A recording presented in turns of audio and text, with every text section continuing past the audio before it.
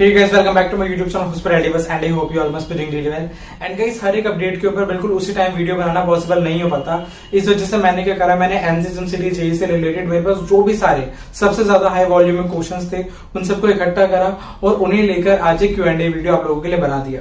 तो आज की मेरी इस वीडियो में हम लोग कुछ क्वेश्चन डिस्कस करने वाले हैं। जैसे मैं आपको बताऊं, जैसे कि फॉर एग्जाम्पल रफ वर्क कैसे करेंगे, ईमेल आईडी नहीं है तो क्या करें, चीटिंग हो पाएगी कि नहीं हो पाएगी, मॉक टेस्ट कैसे करें, रिजल्ट कब आएगा, एनसीएमसीटी में कितने बच्चों ने रजिस्टर करें, ये सारे क्वेश्चंस का आंसर आज की वीडियो में हम लोग डिस्कस करने वाले हैं। अगर आपने अभी तक मेरे चैनल को सब्सक्राइब नहीं करा है, सब्सक्राइब कर दीजिए। स्टार्ट करते हैं आज की इस वीडियो को।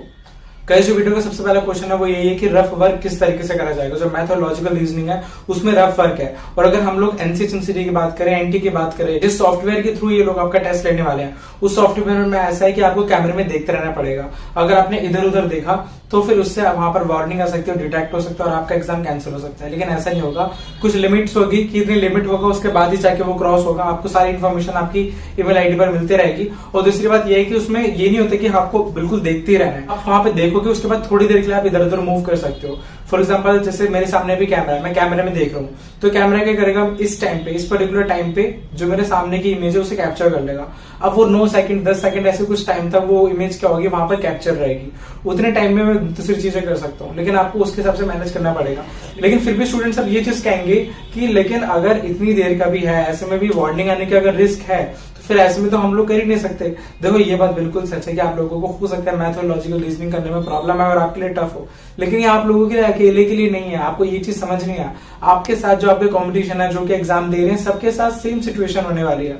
तो मेरे हिसाब से इसलिए आपको ज्यादा वरी नहीं होना चाहिए, क्योंकि जब सारे के सारे स्टूडेंट के साथ सेम सिचुएशन है, सारे ही स्टूडेंट सेम सिचुएशन में है, तो फिर इसमें क्या प्रॉब्लम है। बिल्कुल वो चीज टफ है, लेकिन आपके अकेले के लिए टफ नहीं है, वो चीज सबके लिए सेम होने वाली है। इससे रिलेटेड और भी इन्फॉर्मेशन जो डिटेल में होगी वो आपको आपकी ईमेल आईडी पर आ जाएगी। अब हमारा नेक्स्ट Q&A का क्वेश्चन यही है कि हमारे पास ईमेल आईडी जो है, हमने गलत ईमेल आईडी दे दी या फिर हमारी ईमेल आईडी पे कोई मेल नहीं आया। ऐसा तो हो ही नहीं सकता कि जो आपने ईमेल आईडी दी हो उस पर अपडेट ना आए। अगर आपने सही ईमेल आईडी दिया है तो 101% आपको रिस्पॉन्स आएगा।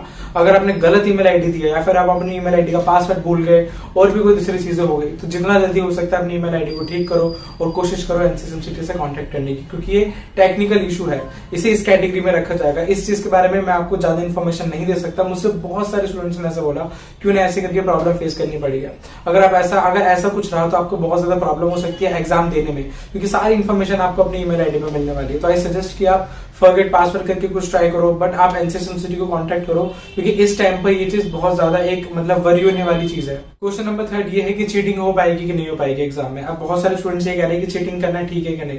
तो गाइस देखो, मैं आपको नहीं बोलूंगा चीटिंग करने के लिए, बट ये आपके ऊपर डिपेंड करता है और पूरा आपका डिसीजन है। बट बात ये है कि एनसीएमसीटी अगर कोई चीज सोचकर करता है तो वो लोग भी वहां पर ऐसे नहीं बैठे कि वो लोग बिल्कुल अभी नए नए आए, उन्हें एक्सपीरियंस है इन सब चीजों के। और ऑनलाइन एग्जाम भी वो कोई फर्स्ट टाइम कंडक्ट नहीं करा रहे हैं।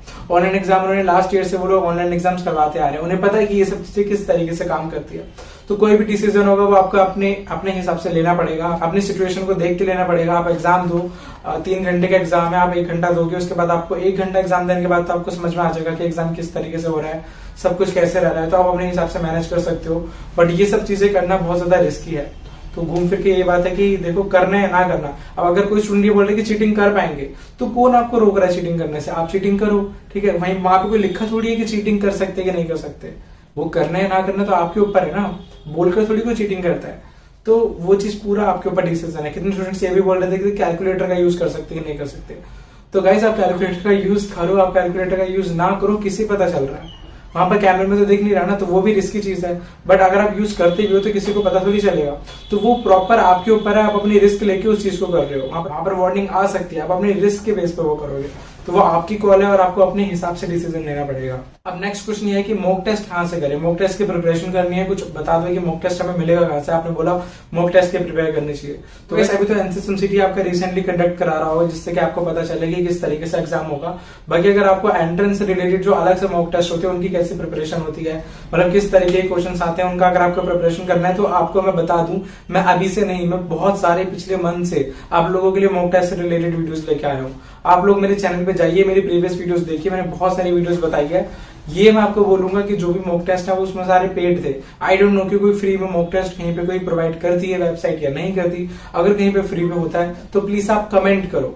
अगर किसी को पता है तो प्लीज कमेंट करो, बाकी स्टूडेंट्स को भी बताओ ताकि उन्हें भी हेल्प हो। जो मुझे पता थे मैंने बता दिए, जो मुझे पेड पता थे और रीजनेबल पता थे वो मैंने बता दिए थे। बाकी अगर आप में से किसी को पता है कि कहीं पे फ्री में मिलता हो तो प्लीज कमेंट करके बताओ, बिकॉज मुझे भी नहीं पता कि कहीं पे अगर फ्री में मिलता है तो आप कमेंट करिए जिन्हें पता है। नेक्स्ट क्वेश्चन स्टूडेंट्स ने पूछा कि रिजल्ट कब आएगा। तो वैसे अगर आपने मेरी लास्ट की कुछ वीडियोस देखी होंगी तो आपको पता होगा मैंने रिजल्ट के बारे में बताया था कि रिजल्ट आने में नॉर्मली टाइम लगता है अगर आप सेंटर पे जाके देते हैं, बट यहाँ तो आप बिल्कुल घर पे बैठ के सारा एग्जाम दे रहे हो, कुछ ऑनलाइन है और कंप्यूटराइज्ड है, तो इसमें फिर एग्जाम देने में रिजल्ट निकालने में कुछ ज्यादा प्रॉब्लम नहीं आएगी। तो मुझे नहीं लगता कि एनसीसी बहुत ज्यादा टाइम लगेगा। जो मुझे पर्सनली लगता है कि अगर आपको 10 अगस्त को एग्जाम हो रहा है तो अगस्त के अंदर ही आपका पूरा रिजल्ट आएगा, आपकी पूरी काउंसलिंग चालू हो जाएगी, सब कुछ कर आके अगस्त में वो सब खत्म कर देंगे और सितंबर की सेकंड वीक तक से आपका सारा कमेंसमेंट वगैरह चालू हो सकता है। मैं कोई ऐसी फिक्स डेट नहीं बताऊंगा, बट अगस्त में मैं बोलूंगा कि अगस्त में ही आपका रिजल्ट आएगा और अगस्त में ही आपकी काउंसलिंग चालू होकर मोस्ट प्रोबेबली अगस्त में ही खत्म भी हो जाएगी, जो मेरा मानना है। बाकी हम लोग देखते हैं कैसी अपडेट आती है। नेक्स्ट क्वेश्चन जो कि मेरे वीडियो का लास्ट क्वेश्चन है वो ये है कि एनसीसी 2021 में कितने स्टूडेंट्स अपीयर हो रहे हैं। तो मैं आपको बता दूंगा इस 2021 में कितने स्टूडेंट्स अपीयर हो रहे हैं, इसका आंसर आपको कोई नहीं बता सकता। अगर कोई बता रहा है तो वो झूठ बोल रहा है, क्योंकि ये इन्फॉर्मेशन प्राइवेट होती है और ये बाहर नहीं आती। But what I can do is मैं आपको बता सकता हूँ कि 2020, 2029 एंड 2018 में कितने स्टूडेंट्स अपीयर हुए थे। अगर हम लोग 2020 की बात करें तो अप्रोक्सीमेटली 32,000 स्टूडेंट्स 2020 में अपीयर हुए थे।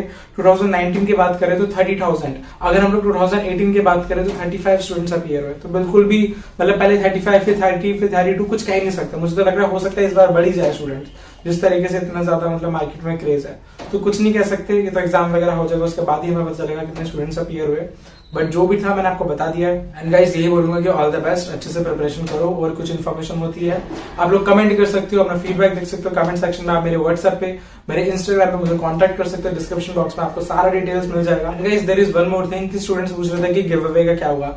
तो first of all thank you so much, मेरे 15,000 सब्सक्राइबर्स कंप्लीट हो चुके हैं और अब गिव अवे का टाइम आ चुका है। तो अभी मेरी थोड़ी तबियत बिल्कुल अभी रिसेंटली मेरी तबियत ठीक हुई है। आपने मेरी लास्ट वीडियोस देखी हैं वो सब भी मैंने बहुत पहले की शूट कर रखी थी। ठीक है, मैं कभी भी ऐसे नहीं होता कि अगर मैं कोई आज ही वीडियो शूट कर रहा हूँ तो आज ही करके डाल रहा हूँ। सारी पहले से मैं शूट करके रखता हूँ फिर मैं वीडियोस को डालता हूँ, क्योंकि टाइम नहीं हो पाता ऐसे वीडियोस डालने के लिए। तो वो पहले की थी इसलिए उसमें मैंने गिव अवे के बारे में कुछ नहीं बताया था। अभी जो है मेरी थोड़ी तबियत वगैरह ठीक हो गई है तो जल्दी मैं आपको गिव अवे से रिलेटेड अपडेट भी दूंगा। मिलते हैं मेरी नेक्स्ट वीडियो में, तब तक के thanks for watching and have a nice day.